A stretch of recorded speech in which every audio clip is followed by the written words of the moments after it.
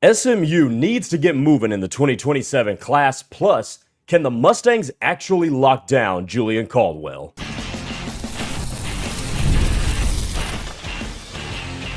You are Locked On SMU, your daily podcast on the SMU Mustangs, part of the Locked On Podcast Network, your team every day.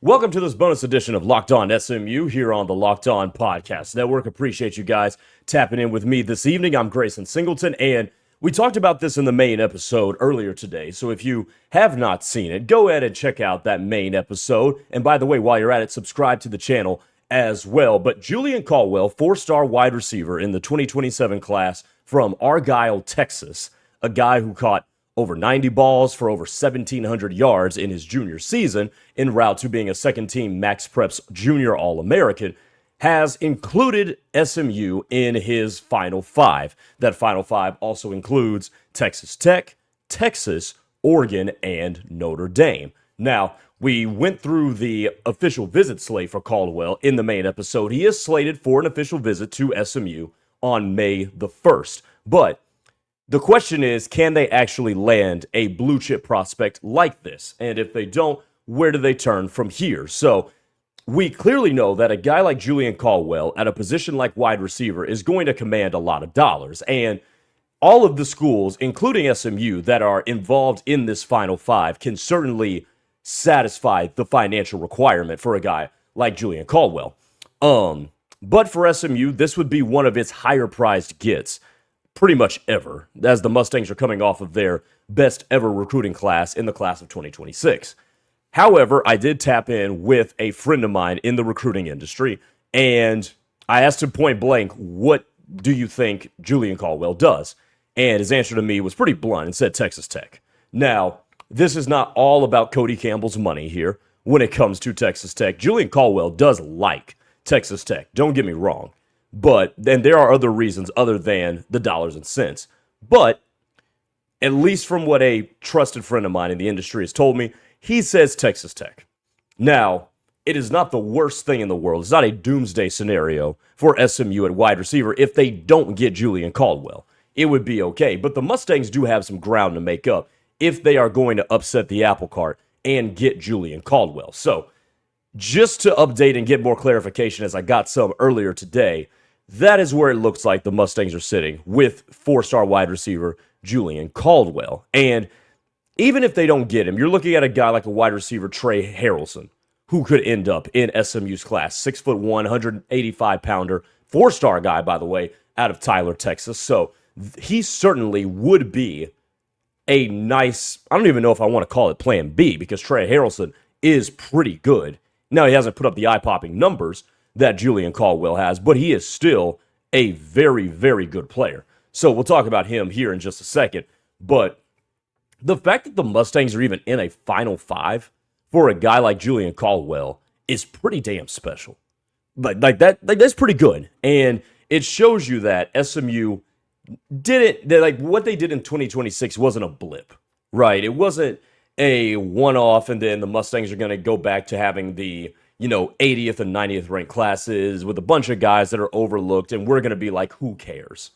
Like that, the Mustangs are clear past that. They are a real player. I mean, you've already got a guy like a four-star quarterback, Malachi Ziegler, in the 2027 class who is going nowhere.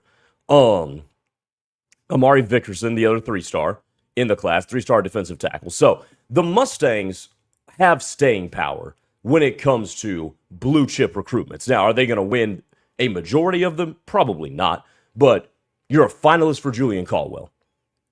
I can all but guarantee you, or actually I can't guarantee you, that 4 years ago, SMU would not even be in the conversation for Julian Caldwell, right? So, unless he just had a out of left field affinity for the Mustangs. So, when it comes to Julian Caldwell, man, sure, you may not finish first and get his commitment. You may not outfox Texas Tech for Julian Caldwell, but the fact that you're here certainly matters. And coming up next, we'll go through some of the other guys in the 2027 class that SMU is in on, including Trey Harrelson, and why it may not be the worst thing in the world if SMU does not get Caldwell out of Argyle, Texas. Stay tuned. I'm Clea Butler, host of Locked On Women's Basketball, and this is Mazda's Women's Basketball Snapshot, celebrating the work no highlight reel can ever capture. The NCAA Women's Basketball Tournament Elite Eight wrapped up with the UConn Huskies staying undefeated at 38-0 after a decisive win over Notre Dame, while the UCLA Bruins rallied past Duke behind a dominant second half performance. On the other side, the remaining one seeds in South Carolina and Texas will be determined after their matchups against TCU and Michigan, respectively. Next up, the Final Four is set for Friday in Phoenix, with the winners advancing to the national championship on Sunday. These moments are earned off the clock, those long before the lights ever come on.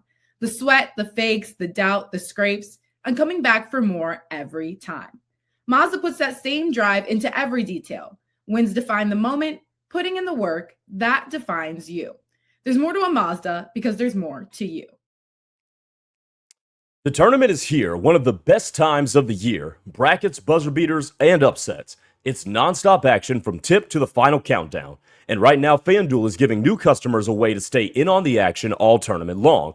Here's the best part. You can get up to $300 back in bonus bets every day for 10 days. That means 10 chances to stay involved throughout the entire tournament. You can mix it up however you want. Game picks, futures, or even same-game parlays for bigger potential payouts. It's perfect for the tournament because every day there's something new. Different matchups, new storylines, and more ways to get involved as the bracket unfolds. So visit FanDuel.com to sign up today. That's FanDuel.com to get in on the action. What if sports were traded like markets? Now you can put your sports IQ to work in real time with Robinhood Prediction Markets. It's not you against the house. It's you participating in a live market. You can buy or sell your positions live all game long. Use your sports knowledge in the moments that matter. Robinhood Prediction Markets changes the game. It's people moving the action. So when momentum shifts, you can move with it. I always knew the game, but never had a dynamic way to apply that knowledge. Now I can take part live in a market powered by people. You're no longer just a spectator. Play by play, you decide. Trade every play with Robinhood. Now available across the U.S. Download the Robinhood app now to begin. Futures and cleared swaps trading involves significant risk and is not appropriate for everyone. Event contracts are offered by Robinhood Derivatives, LLC, a registered futures commission merchant and swap firm. All right, welcome back as we go through some of these recruiting notes here on Locked On SMU. Appreciate you guys making us your first listen of the day. So Julian Caldwell looks like one that the Mustangs are going to fight an uphill battle for. However, Trey Harrelson is not. 4-star wide receiver from Tyler. There have been predictions in for Trey Harrelson to end up at SMU. These were not new. They think they came maybe about a week and a half ago, maybe 2 weeks ago, that SMU is in the pole position and by a pretty wide margin to land Trey Harrelson. If I'm going to put my money on it right now, Trey Harrelson, it will be in SMU's class of 2027. 6'1", 185 pounds. Don't worry about the 185. I mean, you're talking about a guy that's 185 before his senior year. By the time he touches the field at SMU, he could approach 200 pounds, maybe be, about 195, somewhere in that range, 190. So really good size on Trey Harrelson. And this is a guy that you certainly want to have in the class, especially if you don't end up with Julian Caldwell. He's the number 114 overall prospect, so he is in the Rivals top 250, which is a huge thing. And that's top 250 nationwide. He continues to tell On3 and Rivals that he loves coming to SMU. Here's one of the quotes. They're keeping SMU on the rise in college football. They're at number 1 on my list because it feels so much like family. And now with the predictions in, all of a sudden now, you like what Trey Harrelson's potential add to the SMU class is going to be. One other note, we've talked about this sparingly a little bit, but at running back, 2027, 4-star running back Lathan Whisenton, out of Midway High School in Waco. He is committed to Notre Dame. That happened last week. So in case you missed that one, we know Lathan Whisenton had been on the SMU radar for a while. If those of you that follow various outlets of SMU coverage have heard his name or seen his name pop up, not just on this show, but Lathan Whisenton committed to Notre Dame. So he is right now out of the picture for SMU. So we'll see going forward what the Mustangs decide to do at running back as well. And then there's some defensive line stuff here. Cedric Marsh, he's a guy that came up on my radio shows a couple of days ago here in Norman, Oklahoma. Cedric Marsh, 3-star guy from Waxahachie. He does have an official visit set up with SMU. Oh, and by the way, he's named the Mustangs as his leader. So he's a guy to keep an eye on going forward. 6'4", 230-pound edge out of Waxahachie, an 85 grade 3-star. So he could be a guy that could potentially be into the SMU class. And if he currently is saying they're the leader right now, considering the other schools on this offer sheet, who they're vying with, you look at a school like Baylor, Texas A&M, Texas is involved here as well. LSU is in the mix too. So SMU is looking like they could potentially outfox some other premier name schools for a guy like Cedric Marsh. So, excuse me, that's another name to keep an eye on. But the three that we're going to focus on today, outside of Julian Caldwell, Trey Harrelson, looking really, really good.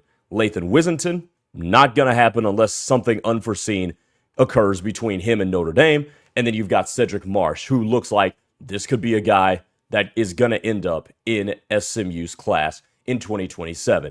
All right, so there you go. There's your recruiting nuggets for Locked On SMU here today to close out the week. We'll talk to you guys on Monday. Take it easy.